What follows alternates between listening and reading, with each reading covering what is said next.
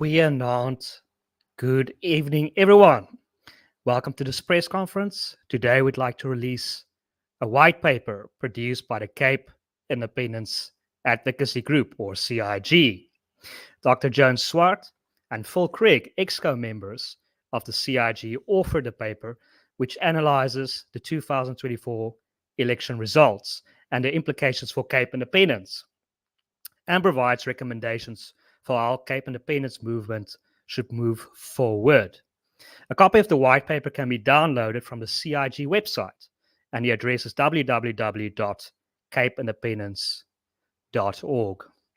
Joan and Phil will now introduce the paper to you, and there will be an opportunity for questions at the end. So, without further ado, I will now hand over to Phil. Thank you, Donald, and welcome to everybody. So jumping straight in then, the white paper looked at the outcomes of the 2024 elections generally, how Cape Independence supporters voted specifically, where did this leave the Cape Independence movement, and what is the future of the Western Cape without Cape Independence. And I'm going to start by looking at the outcome of the election. And to begin with the background and context, going into this election, we effectively had two schools of thought. The CIAG always claimed that there was a fundamental ideological divide between the Western Cape and the rest of South Africa, and they always used election results as evidence of this divide, whilst the DA consistently rejected this notion and suggested that all of South Africa could be saved. Now, quite helpfully, in the 2024 election was fought across the CIAG's ideological divide. And on one side, we had the African nationalists, the ANC, MK, and EFF, or as the DA referred to them, the Doomsday Coalition. And on the other side, we had the non-racial free marketeers. In this election, they formally banded together and started a pact, the multi-party charter, of course. And the DA said the multi-party charter can secure an outright majority in South Africa. The CIAG said this isn't even remotely possible because of this ideological divide. So let's look and see what actually happened in these elections. And in our first slide, we can see the African nationalists won this election convincingly with 64.3% of the vote, and the multi-party charter got 28.9% of the vote. But more than that, we can see in the next slide that the African nationalist vote radicalized. So the ANC, which would be the more moderate of the three African nationalist parties, lost 17.3% of its vote, and the MK EFF were up 13.3% on account largely of the MK. And the MK and Jacob Zuma's stated intention was to force the ANC into becoming more radical. Now, if we look at the DA's performance, we can see that the DA remained relatively static. It managed to recover most of the vote share that it lost in 2019, but the number of actual votes it received fell. And the upshot of these together is this, that the MPC failed to achieve its objective, which was to deliver 50% or more of the vote and be able to form a government without the ANC, MK, or the EFF. It only managed to achieve 28.9% of the vote, and we ended up with the ANC being the largest and dominant party in the government of national unity. So we then looked at how the Western Cape had voted compared to the rest of South Africa. And the significance of this is we want to see, did or does this ideological divide that we can now clearly see still exists justify Cape independence? So to do this, we looked at how the Western Cape voted compared to the rest of South Africa when we removed the Western Cape from it. And in our first slide, we can see that 28% of Western Cape voters voted for African nationalism compared to 69.4% of voters in the rest of South Africa. But when it came to the MPC, we had the opposite effect. And 56.7% of voters in the Western Cape voted for the MPC compared to just 24.9% in the rest of South Africa. And when we combine these two slides, we can see that the contrast between how the Western Cape voted and how the rest of South Africa voted was very, very clear. And then just for completeness, we looked at the DA's vote, and we can see that the DA got 53.1% of the vote in the Western Cape, but just 17.4% of the vote in the rest of South Africa. Now, from these results, it's very clear that the Western Cape continues to hold fundamentally different ideological views to the rest of South Africa. And this is very, very important in the context of Cape independence, because ideological affinity or a shared set of values is one of the criteria identified in international law for establishing the right of self-determination for a group of people. So next we went on to look at the factors that are responsible for this ideological divide. And here we have to give credit to the work of Gareth van Onselen and Victory Research, whose work we relied heavily upon and can be found on the Inside Politics website. Van Onselen's research focused on the correlation between voting patterns and race in the 2024 elections and dealt with the four largest parties, the ANC, the DA, MK, and the EFF. And we can see that if we look at those results with our first slide, that 86.6% of black voters voted for African nationalism, the ANC, MK, or EFF, whilst just 4.3% of black voters voted for the DA. And in contrast, when we look at ethnic minorities with the opposite, 69.1% of ethnic minorities voted for the DA, and just 3.7% of the ethnic minorities voted for African nationalism and the ANC, MK, or the EFF. And once again, if we combine these slides, we can see that this ideological divide strongly correlates with race. So now we can conclusively see something. We can establish that ethnic minorities in South Africa are fundamentally opposed to African nationalism and do not want to be governed by an African nationalist government. And once again, this is highly significant for Cape independence.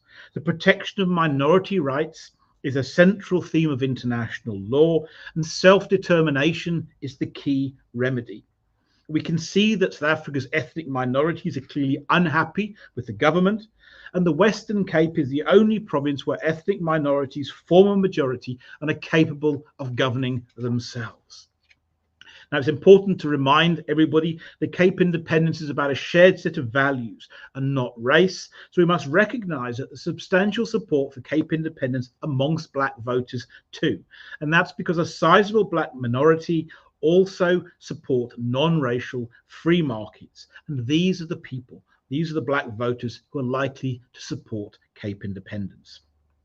Now, finally, we looked at what the future of the Western Cape is likely to be without Cape independence. And we identified 5 significant trends which will allow us to predict this future. And they were Eastern Cape migration, the DA's ability, and more correctly, its inability to attract black voters, coloured nationalism, white semigration, and the current overweighting of white voters in the SA electoral system. And collectively, these painted a relatively bleak picture for the DA in the near or medium-term future, and strongly suggest that without Cape independence, the Western Cape will end up just like the rest of South Africa. So why do we say that? Let's examine these 5 factors. First of all, we look at the black population of the Western Cape, and we can see as a result of Eastern Cape migration that's increasing rapidly and significantly. And very, very few of those voters, 4.3%, are voting for the DA. And more than that, we saw from a Social Research Foundation poll in the run-up to the election, where they polled the views of Eastern Cape migrants, that the majority of Eastern Cape migrants are actively voting to try and remove the DA from power. Now, next, we looked at coloured nationalism. And this is very significant because the DA came to power in the Western Cape in 2009 on the back of the coloured vote. And it's been predominantly the coloured vote that's kept the DA in power. But in 2024, in these elections, for the first time since 2009, the majority of coloured voters voted against the DA. And there's an increasing belief in coloured communities that the DA is no longer serving their best interests. And instead, we've seen significant growth for the so-called coloured parties, the Patriotic Alliance and the National Coloured Congress. Now, next we looked at white semigration. And this is really interesting because it's now white semigration that's allowing the DA to retain power in the Western Cape despite the loss of coloured or majority coloured support. And if we look at the white population in the Western Cape, and we're looking at this period, the last decade, between 2011 and 2022, you'd see that the white population of South Africa fell by 2%. But whilst the white population of South Africa was falling by 2%, in the Western Cape, it increased by a huge 33%. And to put this into context and its importance, in this election, the DA have a majority in the Western Cape of 104,000 votes. And in the last decade, 300,000 white semigrants moved to the Western Cape. And then the final factor we looked at was the current overweighting of the white vote in the South African electoral system. And what does overweighting of the vote mean? Well, it means this, that 7.3% of South Africa's population is currently white, but in the 2024 elections, 15.6% of the votes actually cast were cast by white voters. And there are a couple of reasons for this. One is a turnout differential, and that white voters are more likely to actually vote if they're registered to vote than people of other races. But by far the biggest factor is the age of the white population, because the white population's average is substantially older than the other racial groups in South Africa, and therefore more white voters are of voting age than amongst other race groups. And to illustrate this effect quite succinctly, 1 in 5 voters over the age of 50 in South Africa are white, but 1 in 25 people under the age of 15 in South Africa are white. And this is what causes the overweighting effect. But with each election cycle, this effect diminishes and the electorate becomes progressively less white. And why is this important? Because the overweighting effect currently we estimate counts for about 15 percentage points of the DA's vote in the Western Cape. And without this effect, the DA would be below 40%. So collectively, what are the significance of all of these things? Well, the reality is this: the DA are not going to govern the Western Cape forever or for that much longer. And the Western Cape outperforms South Africa because we have a DA government as opposed to an African nationalist government. And if the African nationalists take over and take power in the Western Cape, then very quickly the Western Cape will look like South Africa. So the upshot of this is something that's quite profound. The future of the Western Cape without Cape independence is African nationalism. Now, before I hand over to my colleague Joan, I just want to say we found this research and preparing it extremely insightful from our perspective. And we hope that this election analysis allows you to see behind the superficial headlines, which have notionally been the ANC has done badly, the DA has done well. And hopefully, have you seen this data, you realize that the 2024 election results actually show just how important and critical Cape independence is to our future. But there's one more harsh reality that Cape independence supporters must take cognizance of. And that is that in 2024, the majority of Cape independence supporters did not vote for Cape independence parties. And this has left the Cape independence movement with very little political leverage, and unfortunately has caused significant challenges for the movement going forward. So I'm now going to hand over to my colleague, Dr. Joan Swart, who will talk about how Cape independence supporters voted and why. Thank you, Phil. Thank you, Donald. So as Phil has said, I will now talk about the survey that the CIAG held in June 2024 and report the major findings of that survey. So we designed and conducted the survey to take stock of where the Cape Independence initiative is after the 2024 general elections and give a direction for us to move forward. The responses for the survey were solicited from different Cape Independence audiences. This means that the audience profiles are of those that support Cape independence. And the objective were that we wanted to see how Cape independence supporters voted and why. So the results that I will show represent the most important and relevant findings of the survey. None of these findings are completely unexpected, but presents a good confirmation of continued support and focus areas for us to pursue. So in the first slide that you can see there shows the responses of all participants to the following two questions. On the left-hand side, um, the question is, do you support a referendum on Cape independence? With the options being yes, unsure, and no.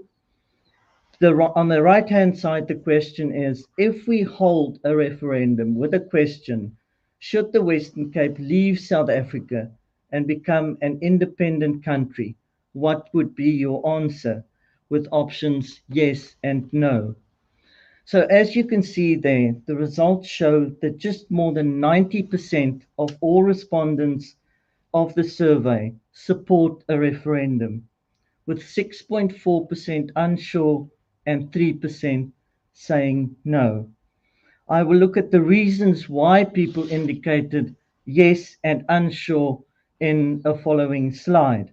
But first, if you look at how people would vote in a referendum, that is on the right-hand side of the slide, we see that 94% of respondents voted or indicated that they would vote yes and 6% no. So when we compare those two numbers, it becomes clear that about two-thirds of those that indicated that they are unsure whether they support the referendum lean towards voting yes, should they have the opportunity to vote in such a referendum.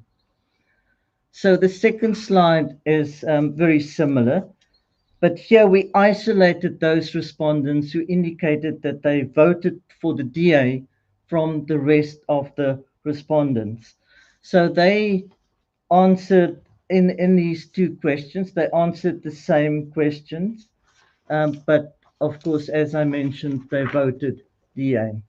So in the case of DA voters, 77.4% indicated that they support the referendum, with 17.6% unsure and 5% do not support the referendum.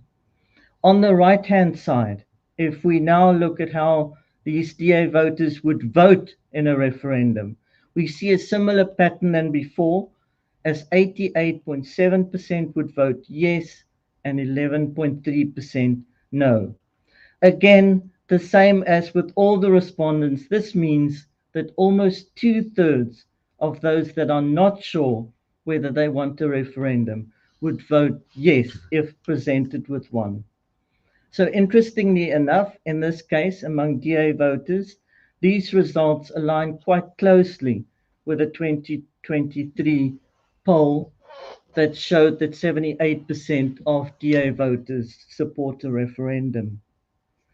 Now, in the next slide, as mentioned before, we come to the reasons that respondents feel they have for supporting a referendum. So they were asked to choose up to 3 of their top reasons from a multiple choice selection, or to indicate anything else not mentioned in an open text field. The top reason was selected by almost 60% of respondents, and this was not to be pulled down by a failed state. The second reason, selected at almost the same rate, was to build a better economy in the Western Cape through an independent Cape. This was followed by creating a better future for them and their kids at about 50%. And then other reasons were to improve safety, fight crime, and manage justice at about 20% each. So these results then show the common concerns of respondents and the areas that they think Cape independence could make the biggest impact. So we look at the next slide, and this slide is about those who were not sure whether they support a referendum or not. So we specifically explored under which conditions a respondent would be likely to change from being unsure to supporting a referendum. In other words, what could strengthen their support and change their mind from being unsure to support for a referendum. In the top reason, almost 50% of respondents said that they wanted more proof that an independent Cape is viable. Almost 40% then would also like to see that the DA declare their support of Cape independence. And the third top reason was that they needed clearer indications that South Africa will fail. So I believe these answers show an important context. The DA's election message and subsequent GNU created hope that SA can be turned around. But if this fails, and with a clearer message that an independent Cape is indeed viable, the conditions for support would strengthen significantly. Of course, I need to add that we too hope the GNU succeeds, but we would also be negligent if we did not plan for the worst at the same time. Now, in the next slide, we look at the voting decisions of respondents in the context of Cape independence. Of the respondents, 68.9% voted for a pro-Cape Independence Party and 31.1% did not vote for a pro-Cape Independence Party. Keeping in mind that the sample is very selective to active Cape Independence supporters and those supporting a referendum at more than 90%, the number who voted against this belief is quite high. Of course, given the overall election outcome in the context of the 2023 poll, it is even higher if we were to look at the total electorate. So the final slide that I have shows the reasons why respondents voted for a party that opposes Cape independence. Just over 1/3 of voters felt that their votes would have been wasted by voting for a smaller party. A sizable number also thought that Cape independence is not legally or practically possible, at respectively 24% and 23% each of the respondents. Whereas many viewed Cape independence as a last resort, 22% of respondents, and that this is not the time for Cape independence yet, at 14% of respondents. Also, for about 12%, Cape independence was not their top priority on the ballot, and they feared that Cape independence is not economically feasible. So in the end, these results showed that the question of Cape independence cannot be answered on the election ballot, that people still don't see conditions as being bad enough yet, and they also need a clearer message on the viability of an independent state in the Cape of Good Hope. So, in conclusion, first of all, a general election is not a gauge for support of a single issue such as Cape independence. Despite a selective sample of pro-Cape independence supporters and possibly some self-selection that drew in more active or hardline supporters, the survey results broadly confirm our previous polling results that showed that most DA voters support a referendum on Cape independence and are likely to vote yes in support of an independent Cape in such a referendum. These are the best indications that Cape independence support has not materially changed. So thank you for listening, and I now hand it back to Phil for a short conclusion and recommendations.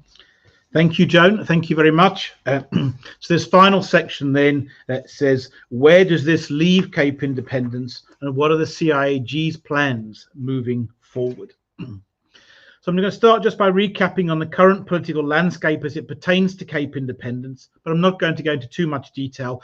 There is much more detail in the white paper if you'd like to read it. But our first observation is this, that the factors driving Cape independence remain very much in play. The evidence of the ideological divide has been emphatically confirmed in these elections. The Western Cape is still not governed according to its democratic will. It certainly didn't vote for a GNU led and dominated by the ANC. There's no foreseeable prospect of this changing in the current political system. And the Western Cape people are fundamentally worse off being governed according to the democratic will of voters in the rest of South Africa. The second observation is that the GNU is unlikely to provide a viable long-term solution. The GNU only exists because MK split the ANC vote, but African nationalism, as we've seen, is still the dominant ideology of South Africa, and the ANC is still the largest and most dominant party. And we've seen in the formation of the GNU that the DA has been sidelined and kept away from the key economic drivers and also any influence over race-based policy. The third observation, as we've already seen, is that the Western Cape cannot maintain its current advantage without Cape independence. And it's only a matter of time before the Western Cape succumbs to African nationalism. And once it does, it will then resemble the rest of South Africa. And the performance of the Western Cape is currently linked to a DA government, but that DA government is living on borrowed time.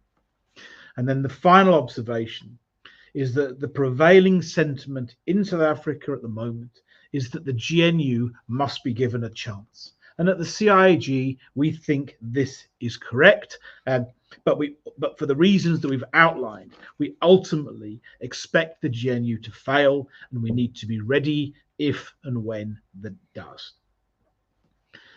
So then the final section is the recommendations that the report makes. The white paper makes several recommendations about what the Cape independence movement could and should be doing to advance Cape independence, but they can be summarized as follows. The first recommendation is that the Cape independence movement investigates the possibility of holding a private referendum, a privately organized referendum. And we know from successive polls that the majority of people in the Western Cape support a referendum being held on Cape independence, and it's the DA who've made themselves an obstacle and who are unwilling to call that referendum, and they're not going to change their mind. And there's some interesting precedents for holding a private referendum, the most notable one being in 2014 in the Italian province of Veneto, who held successfully its own private referendum.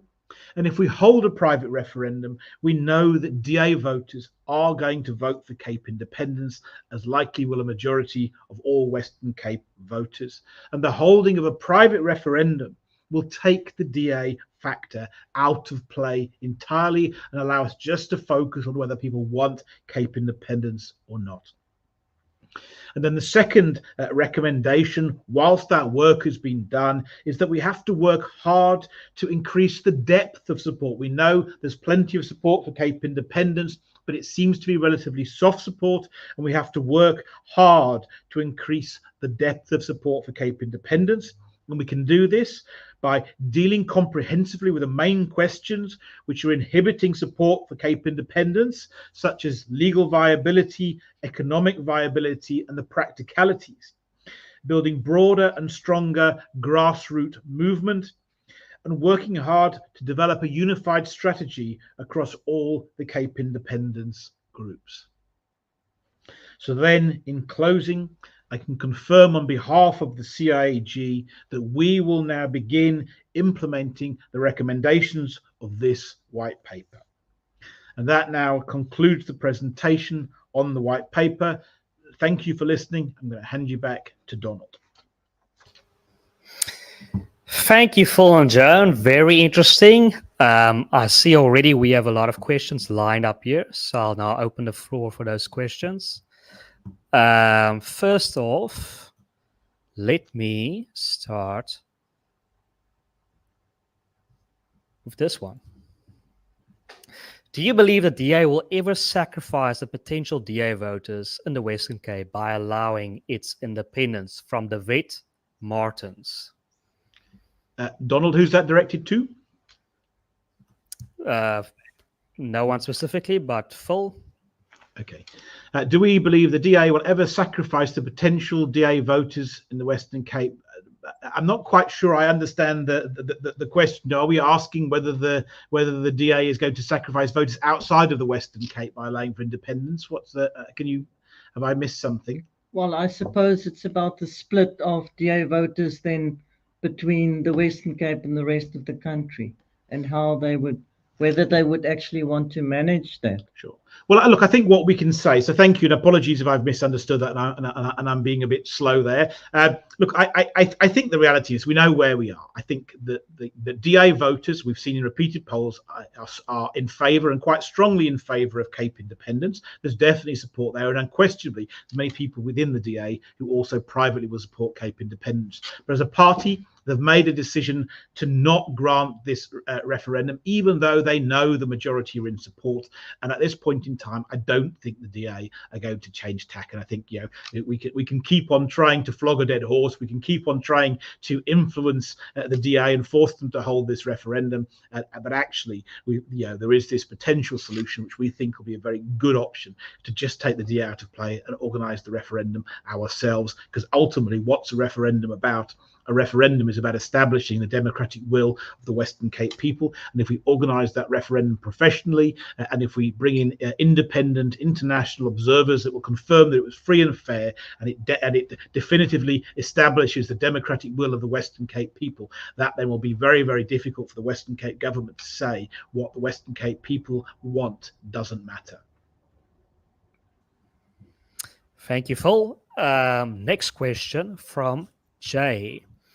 I think it would be helpful if you could explain the strategy around holding a private referendum, So I think this is once again open-ended. Phil, Joan, whoever believes they can answer that question best. The strategy around holding a private referendum. Take that one, must I? Yeah, you can take. Okay. Yeah. So look, I think it's important to say at this point in time, we want to investigate this. I think there's an awful lot to be done.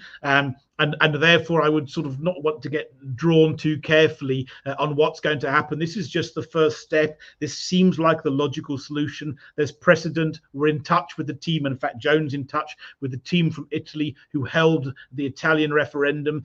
So we've got an awful lot of help, but there's an awful lot of things still to establish. And some of the criteria in the Western Cape will be different to Italy, given that Italy is a more developed country. That was an internet referendum. There will be greater and more equitable internet access. We probably can't go that route. But at this point in time, our thought is this. The Western Cape electorate, which is about 3.2 million people strong, the facts are this: 98.5% of registered voters in the Western Cape have a smartphone, and therefore we think that the likely solution is, and all that smartphone, by the way, is then linked to their ID number, so it's verifiable, so it can't be cheated upon. And therefore using smartphone technology to directly go to all 3.2 million voters and allow them to vote would be the central point of that. Although obviously, we'll have to work through all of the technical solutions.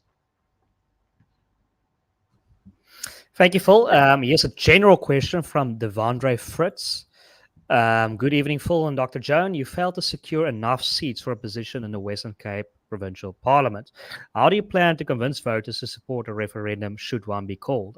Perhaps Joan can answer this one, as it is addressed to both.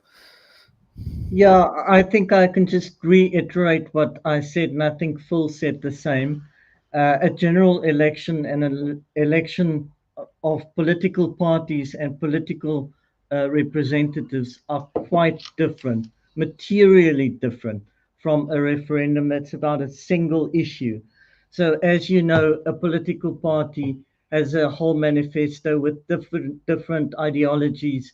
So you've got to weigh your priorities, and we saw in the survey as well that Cape independence is not the top priority of people then voting for a person who will represent them in Parliament, whether it's the Western Cape Parliament or not.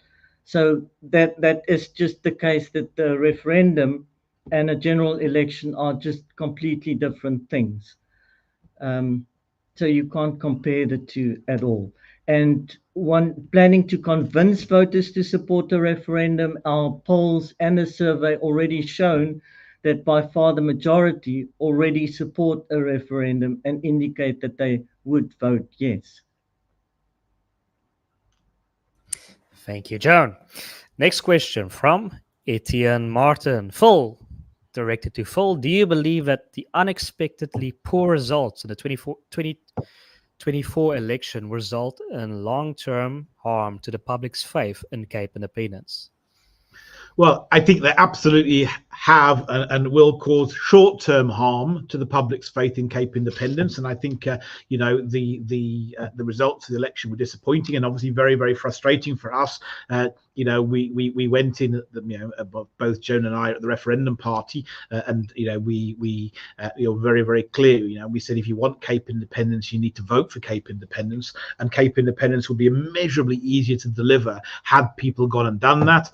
The reality is that the majority of Cape independence supporters have gone and voted for the DA, and we understand why that is. It is what it is, but obviously, yes, the short-term consequences make it very, very difficult because it takes away the potential political leverage that we have. Whether that becomes a long-term problem remains to be seen. I suspect not. I mean, it's at the end of the day, it's not the first election that Cape independence parties have competed in. And I think very much we will see that circumstances will drive that. So what is likely to drive the next step? That we wouldn't hold a private referendum now whilst everybody's hoping for the GNU to work. I think we have to give the GNU a chance. Were the GNU to fail, were there to be an uprising in KZN or other similar events, then suddenly the whole thing comes radically in how people voted in 2024 is going to become less significant. And actually, this is actually a perception problem because exactly everything we said going into the elections has happened. We've got to remember that we foresaw a certain set of events. The MPC was going to fail. The ANC were going to be back in power. We've been proved right in almost everything we said, but unfortunately, we weren't able to convince people to vote on that. And effectively, we must remember that everything the DA said was going to happen hasn't happened. But ultimately, we are where we are now, and I think we'll have to wait for circumstances to correct. But it's frustrating. There's no point in trying to pretend otherwise, and it does cause harm because people really struggle to make that last. Joan said the difference between sort of voting in a referendum and voting in an election is a clear differential, but people struggle to understand that, and of course political parties take advantage of that. So yeah, it's a shame. Next question, follow-up question from Devandre Fritz. How legal is a private referendum, and how would it be implemented and conducted? When do you plan to hold a referendum? I assume that ties to already what you've said, but perhaps any further clarification you want to provide. A general question, I don't know. Phil? Yeah, let me take that one, I think, perhaps. Thank you. So first of all, no, look, a private referendum. Look, we will take legal advice, but a private referendum will be absolutely legal. I mean, effectively, it's a poll on a vast scale. A normal poll where you go and ask 1,000 people what do they think. In a referendum, you ask 3.2 million people what they think, but there's no law against asking people what they think. The question is it then legally implementable? Can you enforce the outcome of the referendum? Well, you certainly can't, but you have to bear in mind that you can't enforce the outcome of an official referendum either. What is a referendum? It's asking people what they think.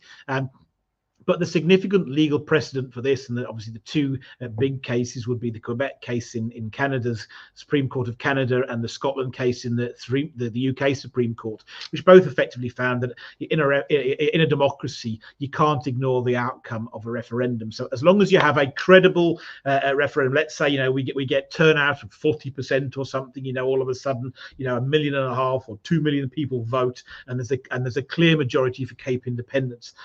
That becomes very, very difficult. When do we plan to hold the referendum? Look, that's too soon to say. Our first step now is to do the investigation and see what happens.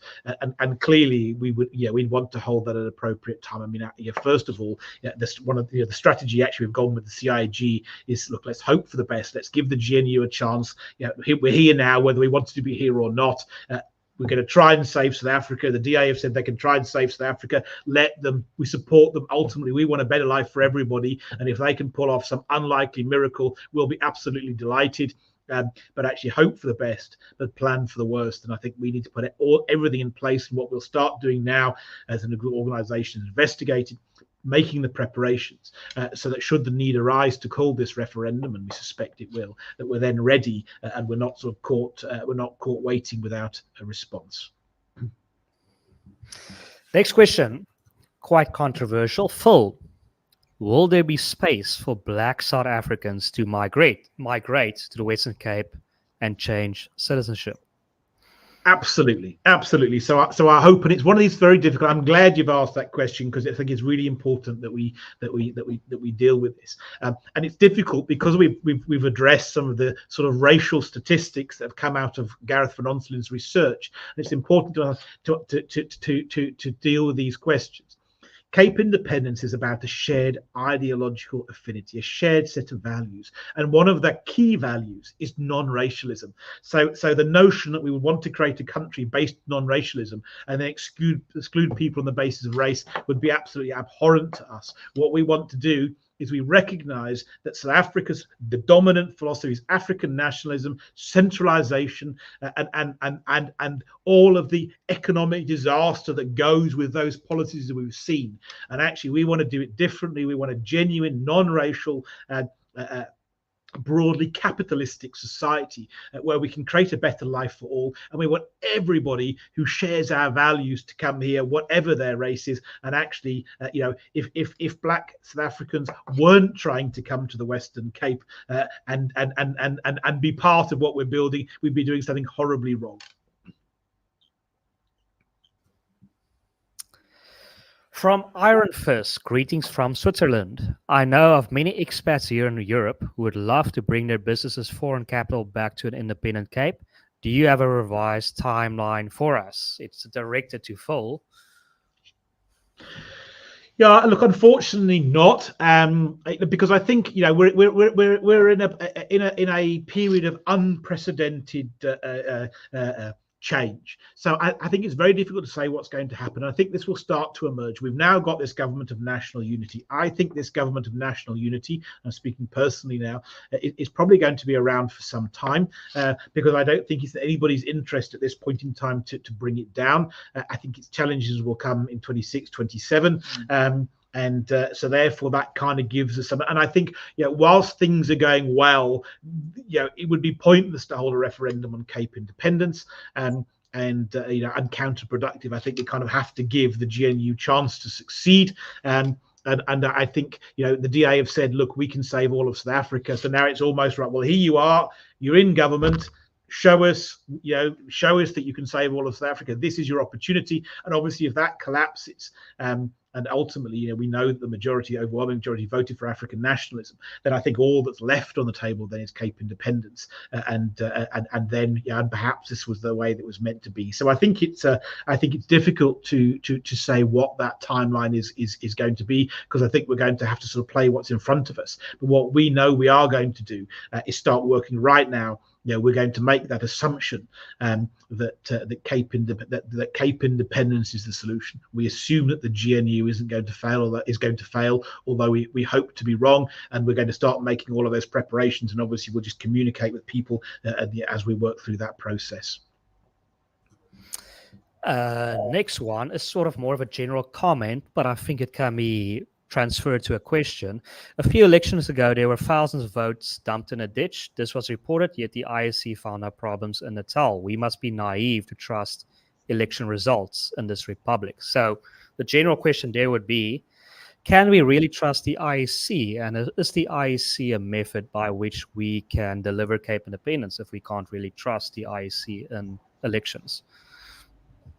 Yeah, I can just see that I say that I can see no real evidence of big problems with the IEC, with the way they conducted the elections. There's been problems, isolated problems here and there, a few votes gone missing, a few being questioned, including in the Western Cape. That was one of the bigger ones, but still, in the bigger scheme of things, I don't see any evidence that there's any irregularities, and most certainly intentional irregularities at the IEC. No, I agree. Sorry, look at me. Yeah, and I think look, the referendum party had a disappointing election. That definitely doesn't mean that the referendum party is finished. By the way, the referendum party has a key role to play moving forward. But the issue wasn't a rigging of the election. You know, the issue was that Cape independence supporters have voted for the DA and rather for Cape independence, and that's a reality we all have to live with and recognise. That's what people did, and now we must plan around the realities and not what we wish the realities were. Yeah, look, the court case from MK about this issue is still going ahead. I think later this week at the electoral court, so we'll see what happens there. Great. From Stephen Bain. I speak to many people on a daily basis about Cape independence. Many have heard of it, but many don't know much about it. How can you escalate more knowledge to the unknown people out there?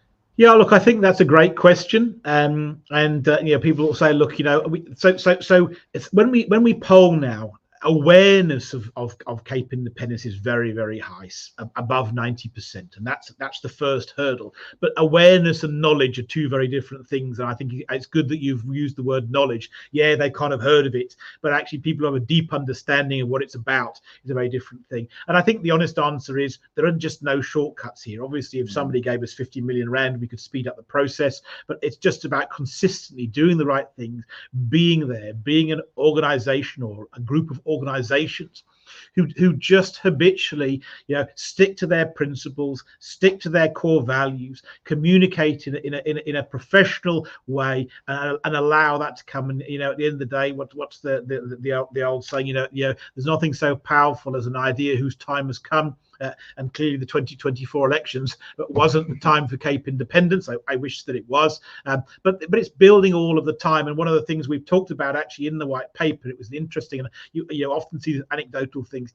Ryan Coetzee, the lead negotiator for the DA, said the ANC's one of their biggest concerns was that the DA secretly wanted Cape independence. So I mean, it's we've got this thing into the psyche. We've done the hard work, but there's a lot of work still to be done, and we've just got to keep all doing that. And we can't do it. It's not about us. We're doing our bit. We're doing the best that we can, but it's about all of us. And it's got to be talked about in braais and in parent meetings and around the sports field, in the pubs and the bars and so on, and it just has to catch fire. You can't make something happen, but I think we're getting there, but there's a lot of work still to be done. And obviously that's one of the recommendations of the report: build this broader and stronger grassroots movement. And we've got some really good ideas that we will be working on in the CIAG over the next few months. Next question, Phil.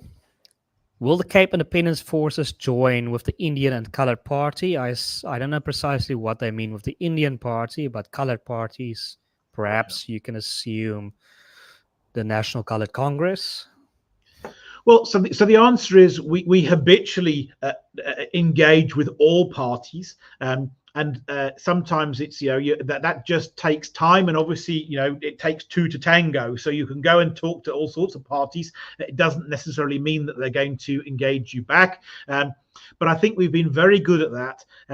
but perhaps at times we've perhaps limited our own scope. And one of the things that we're actively talking about now behind the scenes is to say, well, look, perhaps we haven't gone broad enough. And actually having established the referendum party has been very, very interesting for us, because it's allowed us to see a different part of the behind the scenes. And there's a lot of other small parties who find themselves in a very similar situation to the referendum party and after these elections. And certainly one of our active plans is to engage with those people and to try and come across, because it has to be about everybody. So the answer is yes, we absolutely do and will try. We already have been trying, but we're actively looking to widen that scope even further, because it's an essential part of the process.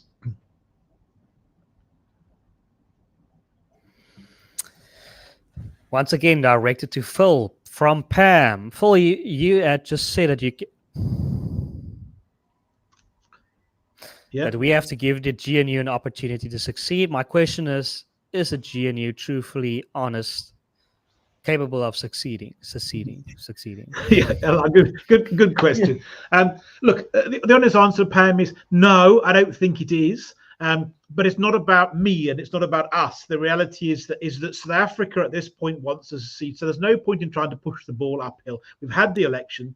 A lot of people, whether it's the right, I mean, for us, there's a frustration, right? The DA have spent 18 months telling everybody that the multi-party charter is going to get 50%, and there's no way they're going to work with the ANC. And the minute the election's over, they've got nowhere near 50%, and they've gone into a coalition with the ANC. Of course, that's frustrating, but it is what it is. But the reality is, how has South Africa responded to that? The people who've been lied to have lapped it up and are absolutely delighted. And it's not our place to sort of spoil their fun. I think it's our place to say, okay, you guys wanted the GNU, here you are, and we're not going to be the reason the GNU fails. We're going to wish it well. We're not going to do anything to get in its way, but we're going to go about our business behind the scenes and prepare for it. So do I think the GNU is going to fail?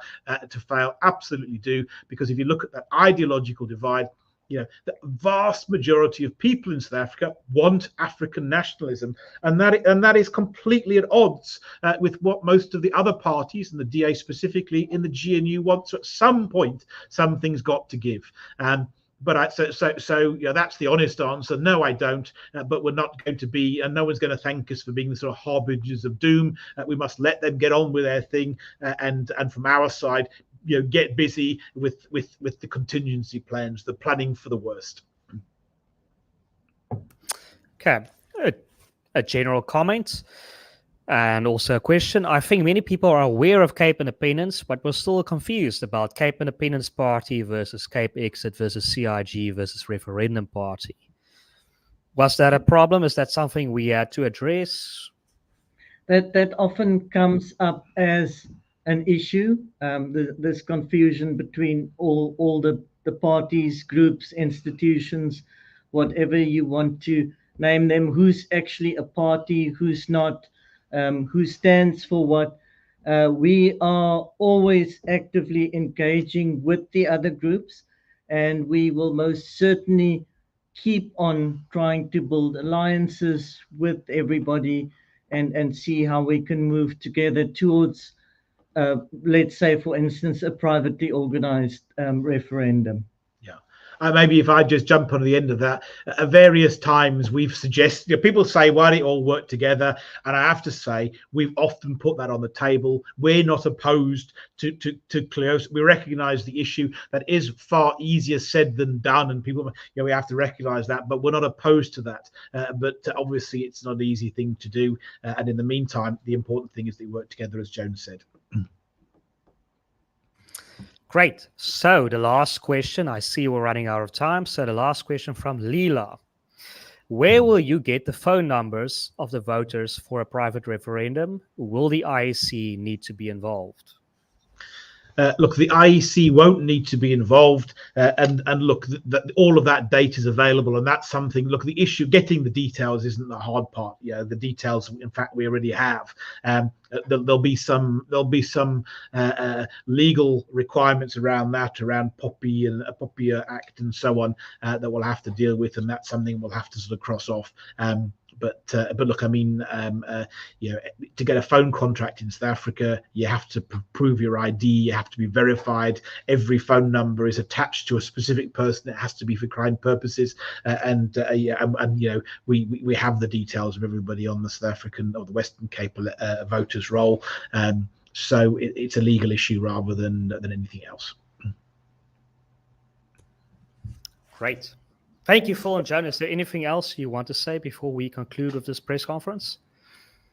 No, look, the only thing I would say, let's thank everybody coming and some really loyal people in the Cape Independence movement. And I think the really important thing now is don't lose faith. This is the most important time. You know, at the end of the day, yes, we've had a difficult election, and the easiest thing in the world is to sort of say, oh gosh, but this is where movements are made. Or it's not, it's easy to be up when you're winning, but when you've had a tough run, and you know, the come back to that finding of these elections, we talked about it in the discussion. These elections confirm absolutely why Cape independence is so essential. In this will be a pivotal moment for the good, but we're going to have to get through this period of time, and we'll have to communicate whilst South Africa is dealing with this. Because what's actually happened? Let's just go back and say the MK has split the ANC's vote. And that's created a window of opportunity that's artificial. But here we are. And I think, so we just got to recognize that fundamentally what's happened, South Africa is getting more and more radically African nationalist. Cape independence is becoming more and more important for people who don't want to live under an African nationalist government, believe in non-racialism, believe in a sort of a free market system, and our moment is coming. So, now we've got to work harder than ever. This is where Cape independence is made or break. And I hope one of the lessons out of this is, people can't sign their way in. You can't fill in an online form at Cape Exit. You can't just like something on Twitter or Facebook or follow buddy and think that somehow is magically going to deliver Cape independence. We've got to do the hard yards. People have actually got to actively involved. We've got to build this movement. We've got to convince these people, because if we don't do the hard yards, then we won't get the outcome that is essential to our future prosperity. But I believe we will do the hard yards. I think there's some brilliant people around there, and our moment is coming, and I think it'll be an exciting period. What do they say? Cometh the hour, cometh the man. That's where we are. Fantastic. Like Mr. Mbalula said from the ANC, it's predominantly MK Zuma that brought the ANC below 50%. So thank you very much, Joan and Phil. This concludes the press conference. Once again, ladies and gentlemen, thank you for viewing this. You can find more details on our social media, especially on our website, www.capeindependence.org. Thank you very much for joining us. Until next time. Thank you, Donald.